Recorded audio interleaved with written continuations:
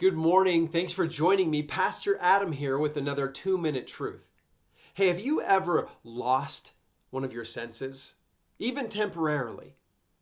I've lost my sense of smell recently, and I'm being tested for COVID and going through that whole process, but I lost my sense of smell, and I can tell you, when you lose one of your senses, you know. You know because you've spent your entire life using that sense.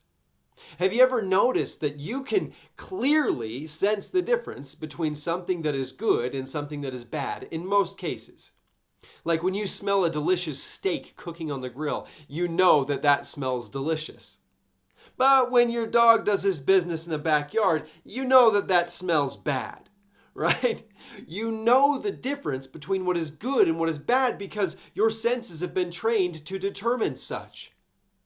Do you know Hebrews 5:14 says, "But solid food is for the mature, who because of practice have their senses trained to discern good and evil."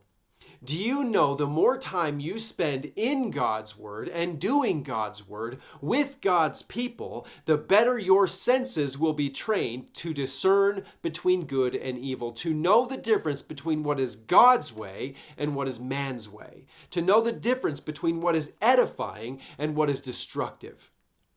You can become a doer of God's word, a consistent doer of God's word, by training your senses to discern good and evil. And you do that by being very, very familiar with what is good.